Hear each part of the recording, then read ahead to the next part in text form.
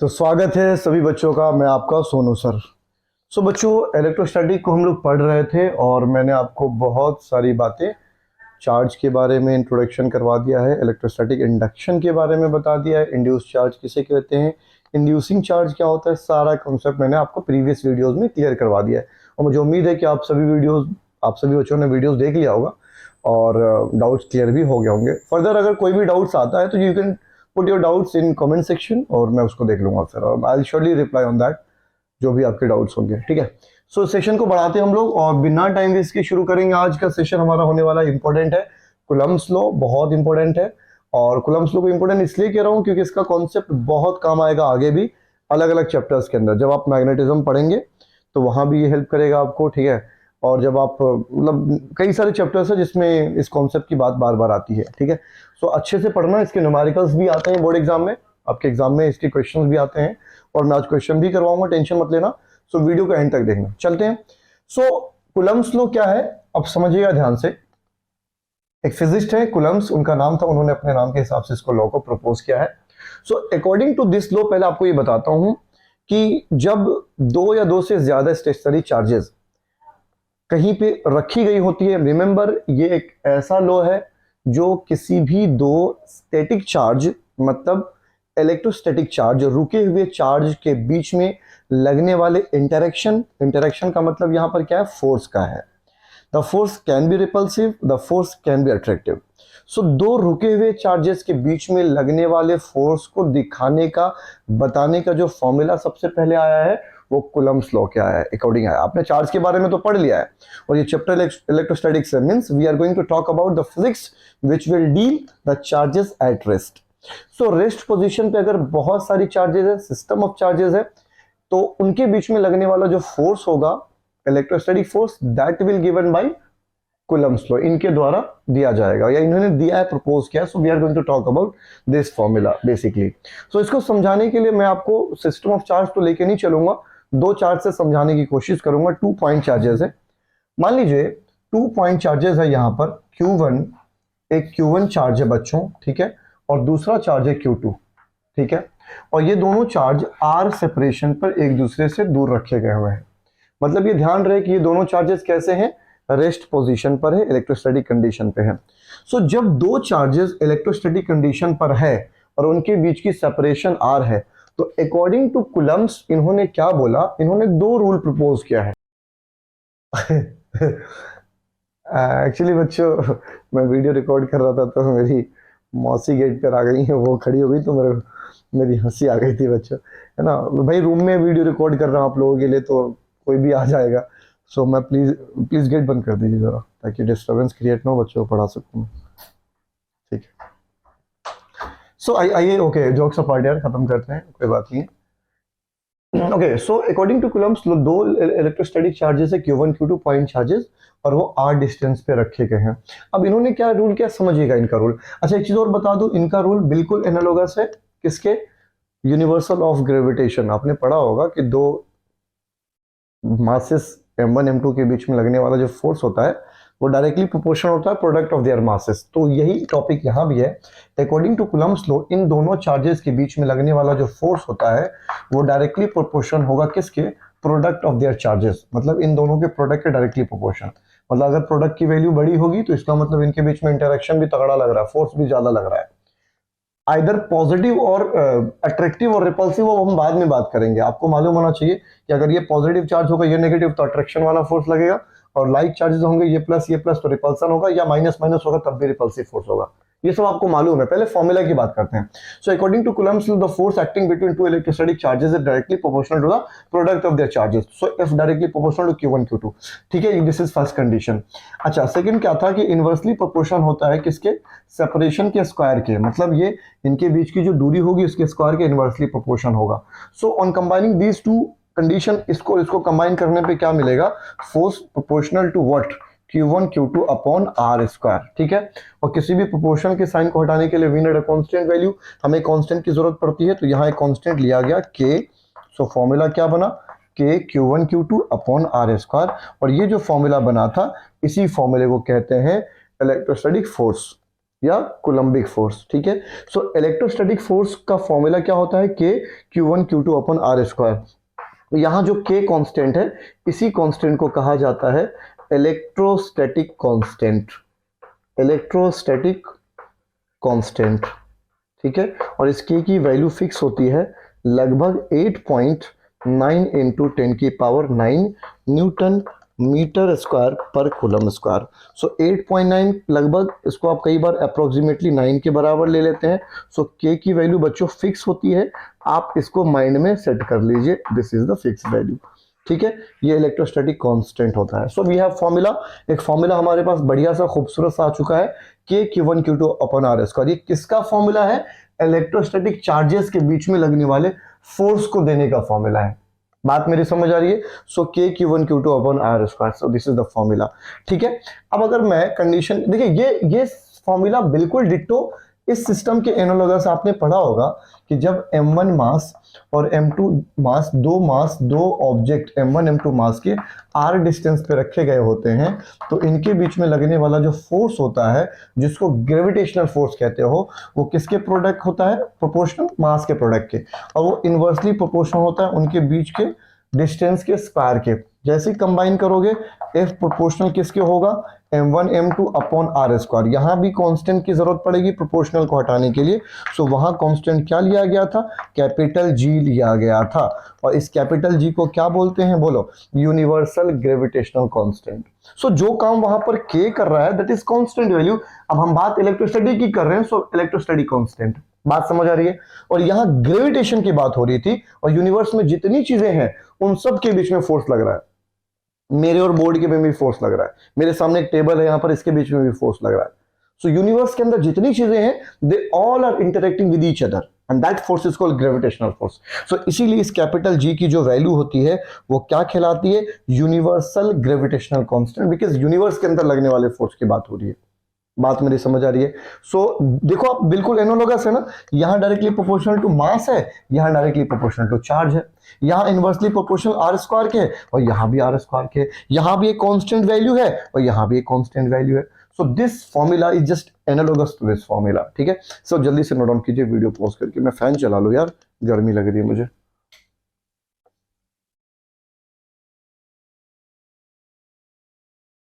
ठीक है, चलिए अब बढ़ते हैं आगे हम लोग, ठीक है। सो ये समझ आ गया होगा मुझे उम्मीद है। चलिए अब मान लिया जाए मैं आपसे कहता हूं कि मान लो कि इन दोनों Q1 Q2 चार्जेस को 1 कूलम का चार्ज माना गया है ना, यूनिट पॉजिटिव चार्ज मान लीजिए 1 coulomb charge, unit positive charge है, दैट इज यूनिट का मतलब 1 है, ठीक है। सो अच्छा, इनके बीच की सेपरेशन को, अगर सेपरेशन को भी मैं क्या ले लूं, 1 मीटर ले लूं, ठीक है। चार्ज की यूनिट क्या होती है, कूलम होती है, प्रीवियस वीडियो में बता चुका हूं मैं, और इन दोनों के बीच की दूरी को क्या ले लिया मैंने, 1 मीटर ले लिया। सो इनके बीच में लगने वाला फोर्स कितना आएगा, फॉर्मूला बोलो, कि 1 × 1 अपॉन 1 का क्या हो गया, स्क्वायर हो गया। सो यहाँ फोर्स का फॉर्मूला बराबर कितना आ गया, ये तो के इक्वल आ गया, मतलब इनके बीच में फोर्स कितना लग रहा होगा, 9 × 10⁹ न्यूटन की फोर्स लग रही होगी, ठीक है। सो 1 कूलम चार्ज का डेफिनेशन यहां से इस तरह का आ सकता है कि जब दो चार्जेस के बीच में लगने वाला रिपल्सिव फोर्स 9 × 10⁹ के बराबर होगी, सो इसका मतलब वो जो चार्जेस होंगे वही 1 कूलम होगा। So we can define 1 coulomb, यहां से 1 कूलम का डेफिनेशन आ सकता है, what is 1 coulomb of charge. So 1 coulomb of charge is defined as when the force acting between two identical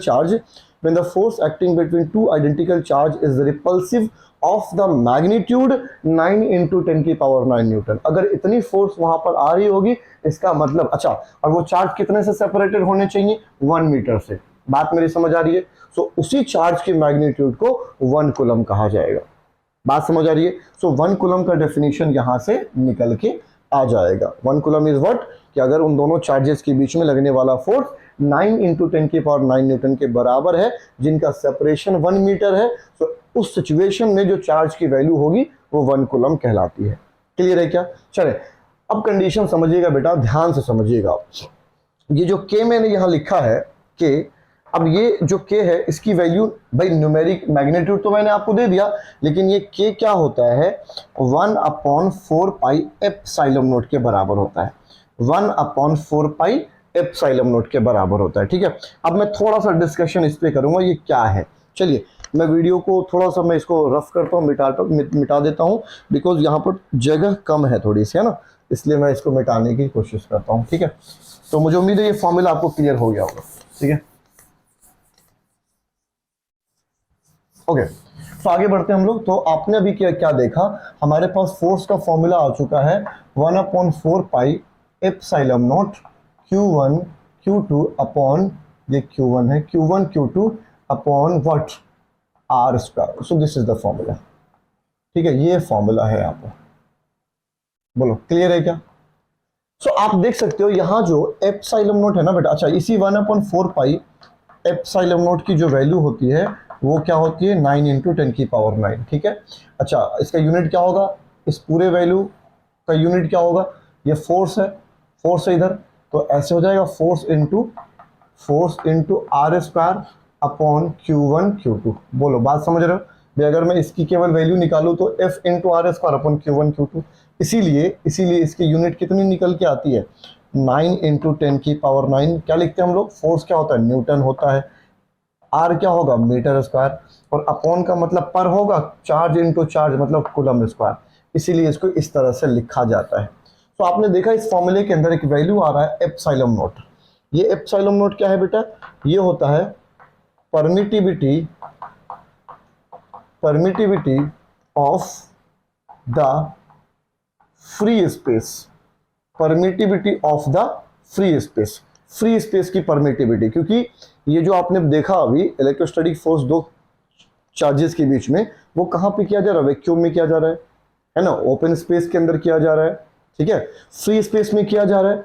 अब जब इसी चार्ज को उठा के, इन दोनों सेटअप को उठा के मैं पानी के अंदर ले जाऊं या किसी और मीडियम में ले जाऊं, तो पक्का है कि इनके बीच में लगने वाले फोर्स पे कुछ ना कुछ डिस्टर्बेंस जरूर आएगा। मतलब मैं ये कह सकता हूं कि दो स्टेशनरी चार्जेस के बीच में लगने वाले फोर्स को हम वेरी कर सकते हैं, चेंज कर सकते हैं by changing the medium.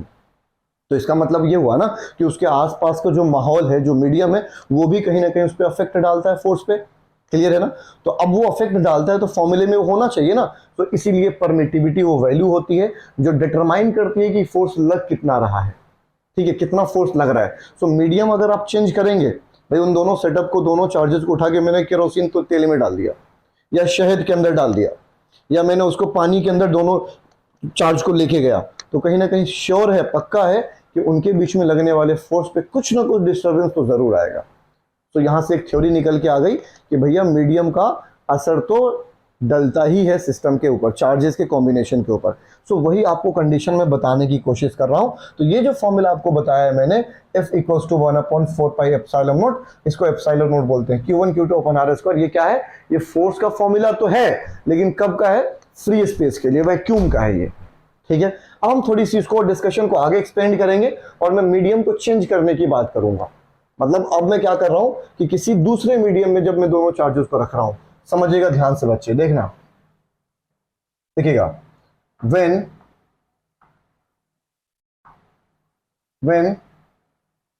the charges are kept in other medium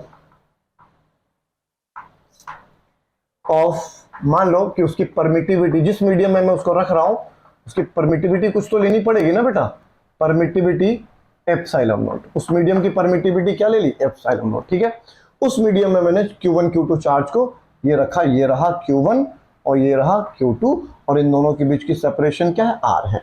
ठीक है भाई, अब इनके बीच में लगने वाला जो फोर्स होगा बच्चे, वो क्या आएगा, बोलो, K। ये तो फॉर्मूला हमारा सदाबहार ही है, लेकिन जैसे ही K की वैल्यू आप डालोगे तो अब K की वैल्यू क्या आएगी, 1/4 pi epsilon not. Epsilon not तो होता है फ्री स्पेस का, किसका होता है, फ्री स्पेस का, लेकिन अब मैंने सिस्टम को किसी दूसरे मीडियम में डाल दिया तो परमिटिविटी उसकी ले लेंगे हम लोग। ठीक है, सो ये जो फोर्स आप देखते थे, ये वाला फोर्स का जो फॉर्मूला था, ये किसका था बेटा, ये वैक्यूम में था, तो मैं FV कर देता हूं इसको, और ये मैंने फोर्स कहां निकाला, दूसरे मीडियम में, तो मैंने इसको क्या लगा दिया, FM लगा दिया, F medium, force in medium, दूसरा मीडियम M लगा दे रहा हूं, और ये क्या था, F in vacuum, free space था ये। अच्छा, फॉर्मूला क्या आएगा, पूरा लिख देता हूं इसको मैं, Q1 Q2 upon R square. इसको नाम दिया मैंने सेकंड, और ये हमारा वही चार्ज वही सेटअप किसमें था, वैक्यूम में था। क्लियर है क्या? अच्छा जी, अब देखें आप लोग ध्यान से समझिएगा आप लोग। सो यहां से आपने क्या देखा कि फोर्स इन मीडियम क्या निकल के आ गया।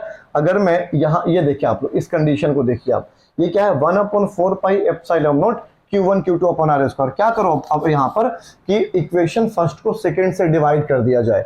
अच्छा, जैसे ही मैंने लिखा डिवाइडिंग फर्स्ट क्या फ्रॉम सेकंड, सेकंड से डिवाइड कर दीजिए फर्स्ट को। तो फर्स्ट क्या है हमारा, ये है FV अपॉन क्या नीचे आ जाएगा, FM आ जाएगा। अच्छा, ये क्या है 1/4 pi epsilon not Q1 Q2 upon R square, और नीचे कौन रहेगा, ये रहेगा 1/4 pi epsilon not Q1 Q2 upon R square. बात समझ आ रही है? ये देखिए ये पूरी फैमिली इससे कट गई, 1/4 पाई कट गया। अच्छा जी, यहाँ क्या बचा 1/एप्सिलॉन नॉट, और यहाँ क्या बचा 1/एप्सिलॉन। एप्सिलॉन नॉट है, ये एप्सिलॉन है, तो एप्सिलॉन कहाँ चला जाएगा, ऊपर चला जाएगा ना ऊपर। तो मैं यहाँ लिख सकता हूँ यहाँ पर कि FV अपॉन FM जो है वो किसके बराबर आ गया, ये एप्सिलॉन ऊपर चला गया, अपॉन कितना आ गया, एप्सिलॉन। क्लियर है क्या? बोलो बात मेरी। सो अब देखो यहाँ पर FV अपॉन FM हो गया, और ये क्या हुआ एप्सिलॉन अपॉन एप्सिलॉन नॉट। तो इसी को कहते हैं क्या, रिलेटिव परमिटिविटी। यहाँ पर इसी रेशियो को नाम दे दिया गया ER के बराबर। सो ER क्या होता है, relative permittivity, ratio of permittivity of the medium to the permittivity of free space. So यहां से अच्छा एक और चीज निकल के आ गया कि फोर्स जो होगा वैक्यूम में और फोर्स अपॉन क्या होगा किसमें, दूसरे मीडियम में, उन दोनों का रेशियो भी किसके बराबर होगा, रिलेटिव परमिटिविटी के। बात मेरी समझ आ रही है, रिलेटिव परमिटिविटी। अच्छा, इसी रिलेटिव परमिटिविटी को डाइइलेक्ट्रिक कांस्टेंट बोलते हैं, K से डिनोट करते हैं।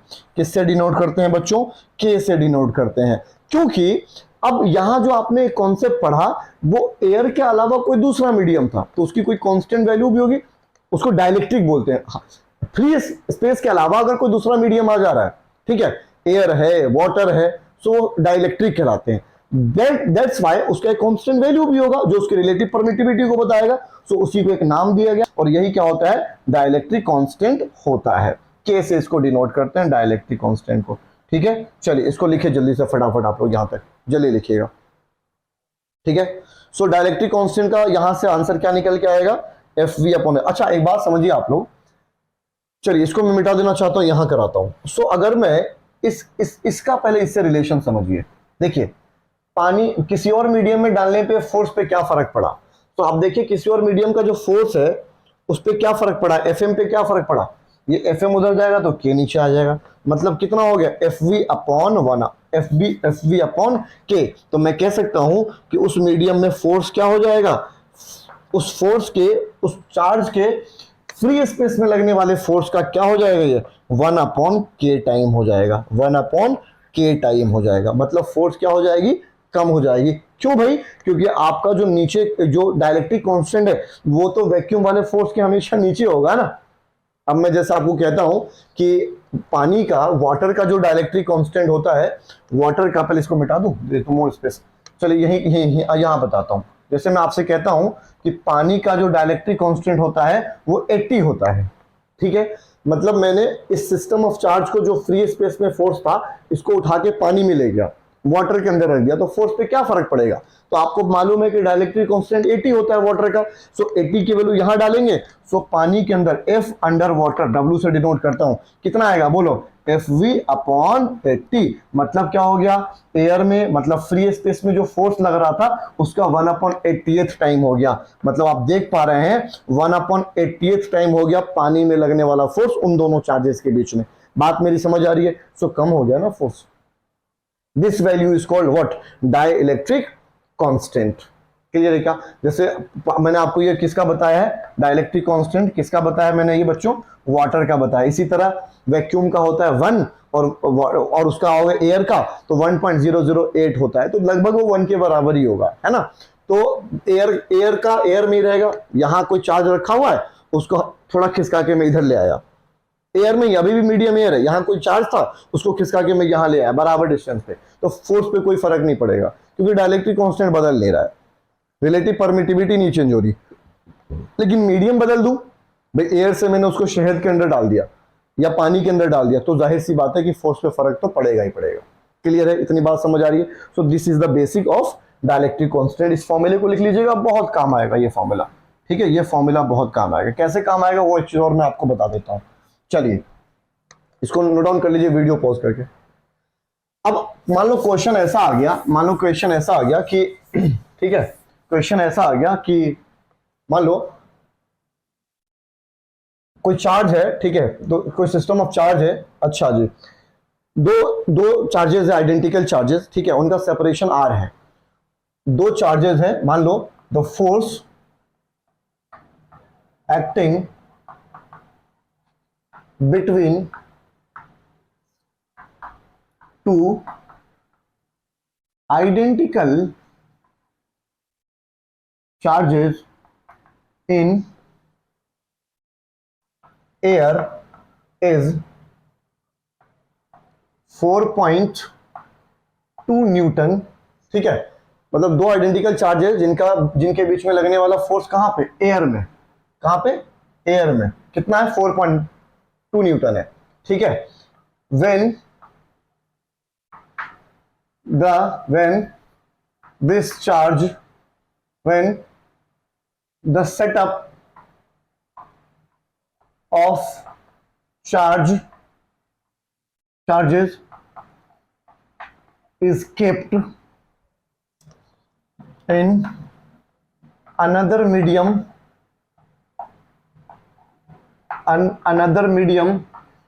of dielectric constant K, then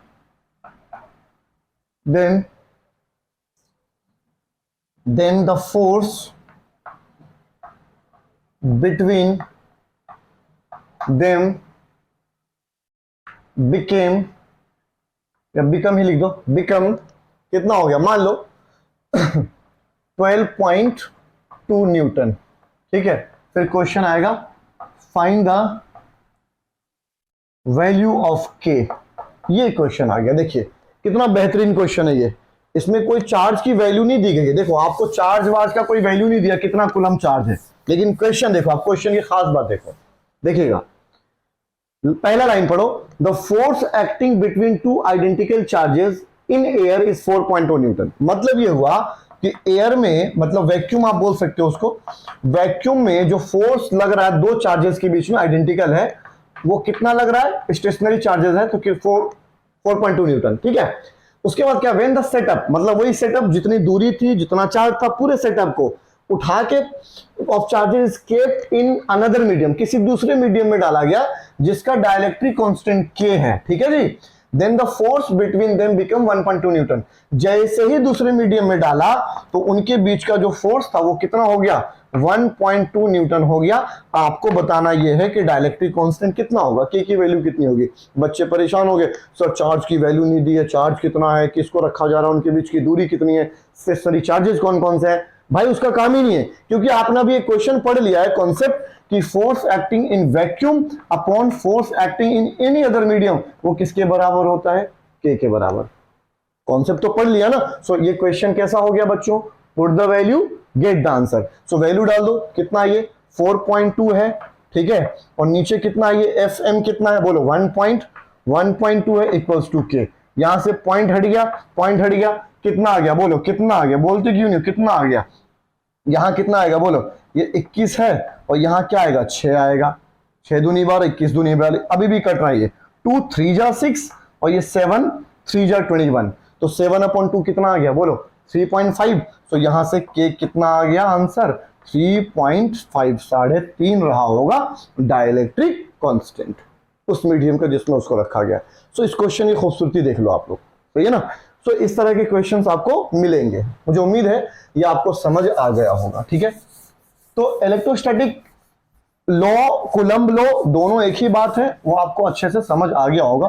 कुछ यहां पर मैं ड्रॉबैक्स ही कह सकता हूं या कुछ कमियां बोल सकता हूं कूलम्ब्स लॉ की। कमियां क्या है वो सुन लीजिए आप लोग, बताऊंगा नहीं। फर्स्ट कमी ये है कि इलेक्ट्रोस्टैटिक फोर्स जो होता है वो हमेशा स्टेशनरी चार्ज के बीच में लगेगा। मोशन वाले चार्ज की यहां बात नहीं हो रही है, वो अलग कहानी है। वहां हम लोग मोशनल ईएमएफ जाने क्या क्या पढ़ेंगे, वो magnetic effect of electric current chapter में पढ़िएगा आप लोग, ठीक है ना, उसमें पढ़ेंगे हम लोग, ठीक है, चार्ज एंड मैग्नेटिज्म जो चैप्टर है आपका। सो इलेक्ट्रोस्टैटिक फोर्स का सबसे पहली कमी ये है कि ये हमेशा इलेक्ट्रोस्टैटिक चार्ज के बीच में ही लगेगा, ठीक है। दूसरा ये शॉर्ट रेंज फोर्स है, मतलब ये कि जो चार्ज की जितनी वैल्यू होगी ना, जो चार्ज का, जैसे Q1 चार्ज है यहां पर और Q2 चार्ज है, मान लो कि चार्ज का भाई कुछ भी चार्ज है तो चार्ज का साइज कुछ ना कुछ तो होगा ना, तो ध्यान रहे उसके साइज से डिस्टेंस जो है बहुत आसपास होना चाहिए लगभग। मतलब ऐसा नहीं है कि चार्ज का साइज जो है मतलब कि इतना है और आपने मान लो कि 1 नैनोमीटर, ठीक है, और आपने ले लिया उसके दोनों चार्जेस के बीच की दूरी ले ली 7500 नैनोमीटर, तो बहुत का डिफरेंस आ गया ना। तो बहुत के डिफरेंस पे ये जो फोर्स है वो सीज हो जाएगी, इस फोर्स का इफेक्ट नहीं देख पाएंगे आप लोग। सो आपको क्या करना है, जितनी चार्ज की साइज हो उस साइज के लगभग आसपास की यूनिट डिस्टेंस की होनी चाहिए, ठीक है। अच्छा जी, और ध्यान रहे कि चार्ज का जो डिस्टेंस होना चाहिए Q1 Q2 चार्जेस, ये आपको मालूम है ये चार्जेस है, मतलब कि भाई जाहिर सी बात है कि न्यूक्लियस होगा, इलेक्ट्रॉन की बात हो रही होगी, एटम की बात हो रही होगी, तो 10⁻⁻15 मीटर होता है, आपको मालूम होना चाहिए, जिसको आगे पढ़ोगे फर्मी के बराबर होगा। तो इनके बीच की जो डिस्टेंस होनी चाहिए ना भाई, समझना, इससे कम नहीं होनी चाहिए। मतलब ये हुआ कि R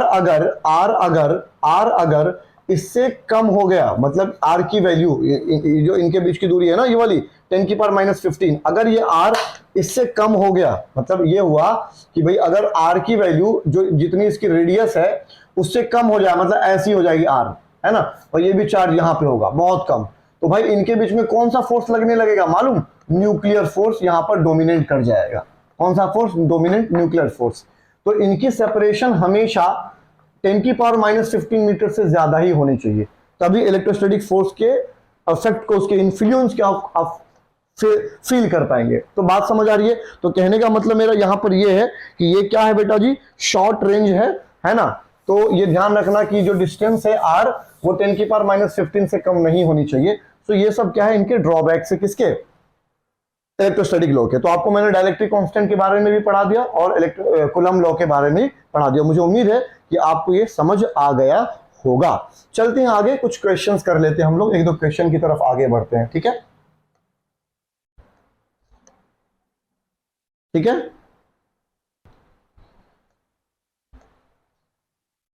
ओके, सो ये रहा आपका क्वेश्चन, ठीक है।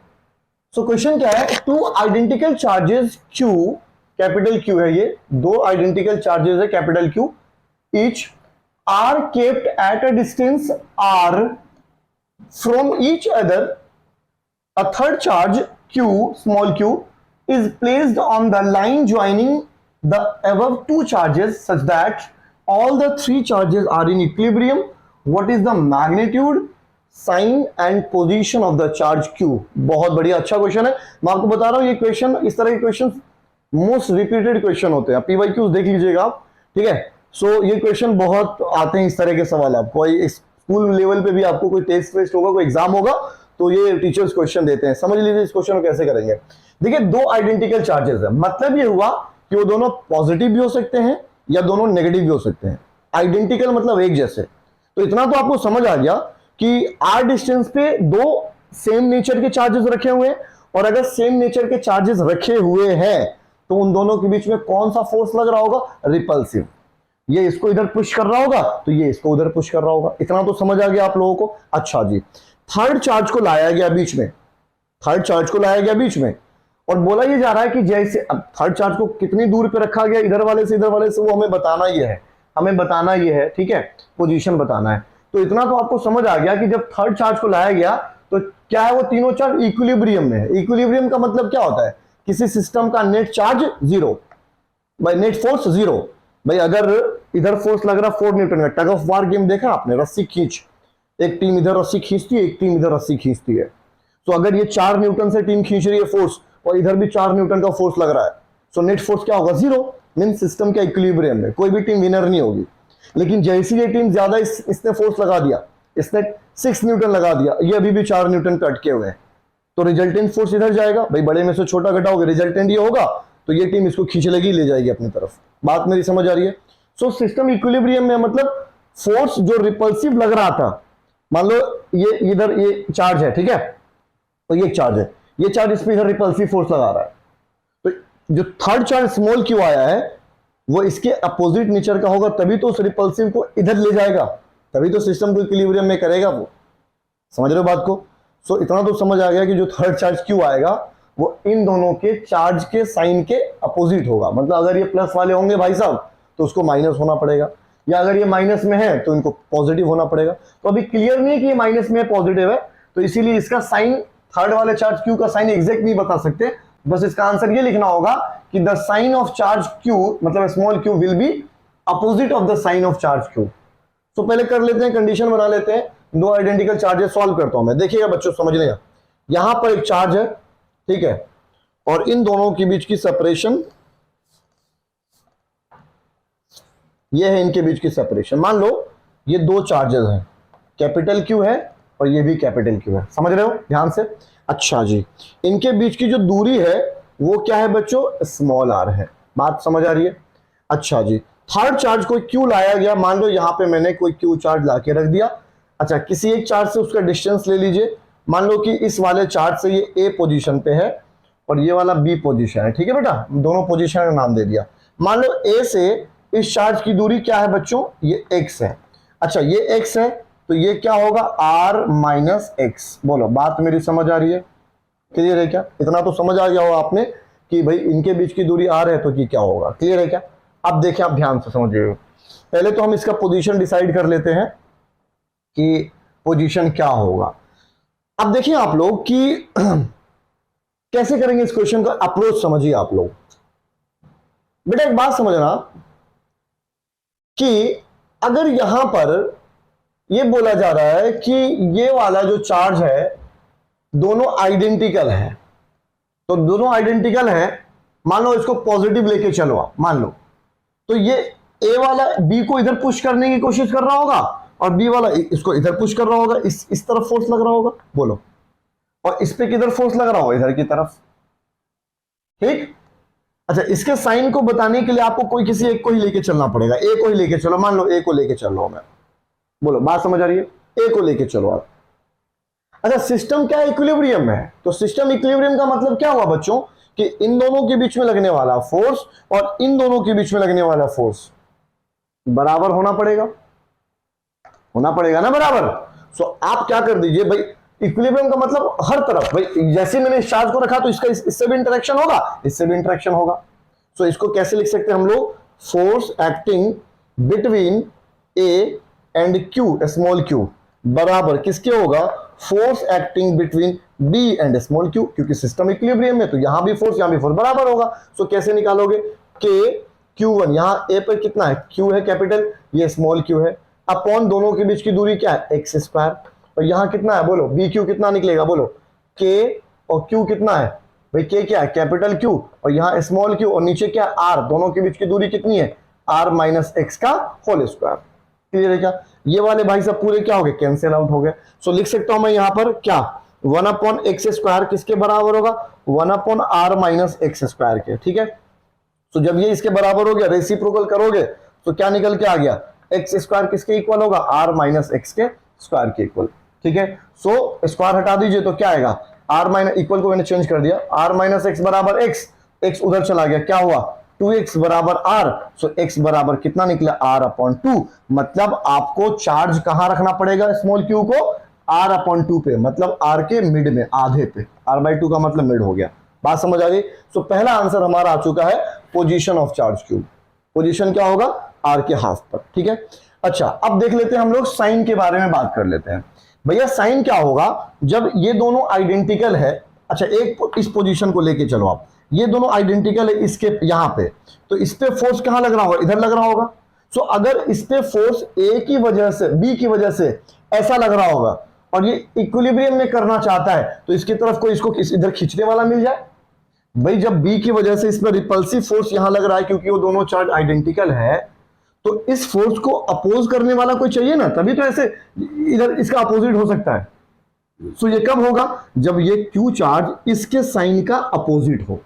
बात समझ रहे हो? सो अगर ये पॉजिटिव रहा होगा तो इसको नेगेटिव होना पड़ेगा, तभी तो इनके बीच में अट्रैक्शन होगा, उसको इधर खींचेगा, ये इधर जा ही रहा था इसकी वजह से, तो इसको इधर खींचेगा, इक्विलिब्रियम में कर देगा। सो साइन क्या होना चाहिए स्मॉल क्यू का? साइन क्या होना चाहिए बच्चों, बोलो? Sign must be opposite to the sign of what? Capital Q. ठीक है, sign must be opposite to the sign of capital Q. ये दूसरा आंसर हो गया, ये पहला आंसर हो गया। ठीक है, अब बात करते हैं किसके बारे में? मैग्नीट्यूड। ठीक है, मैग्नीट्यूड के बारे में, मतलब ये चार्ज कितना होना चाहिए।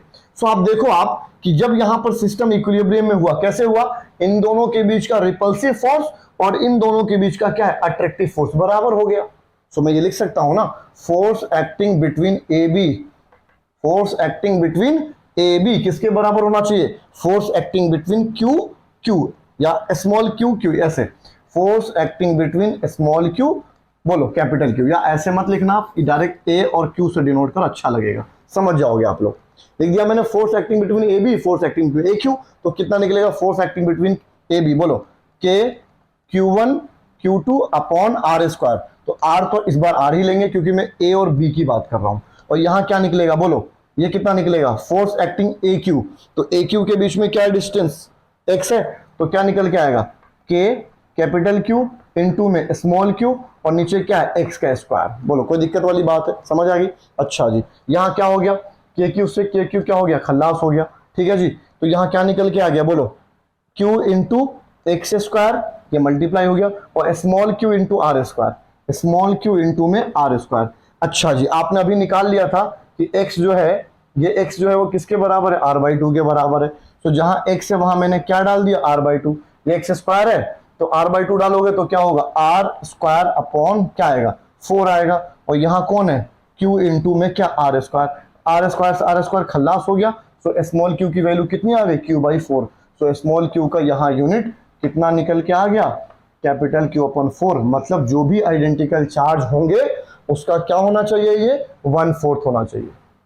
ठीक है, सो स्मॉल q की वैल्यू क्या होगी? Capital Q upon 4। So this is the solution of such questions. तो इस तरह के क्वेश्चन का सॉल्यूशन ये निकलता है, आपको समझना होगा। और मोस्ट फ्रीक्वेंटली मैंने इस तरह के क्वेश्चंस देखे टीचर्स को पूछते हुए। ठीक है, तो मुझे उम्मीद है आपको ये आज का सेशन अच्छे से समझ आया होगा, और मैं इंतजार करूंगा आपके नेक्स्ट वीडियो में अपनी मोहब्बत को दिखाने के लिए। और मैं रिक्वेस्ट करूंगा सभी बच्चों से, यार प्लीज सपोर्ट करना, बहुत मेहनत कर रहा हूं आप लोगों के लिए। ठीक है, और नेक्स्ट वीडियो में हम बात करेंगे कूलम्ब्स लॉ का वेक्टर फॉर्म, क्योंकि कूलम्ब्स लॉ हमें किस चीज का फॉर्मूला देता है? फोर्स का।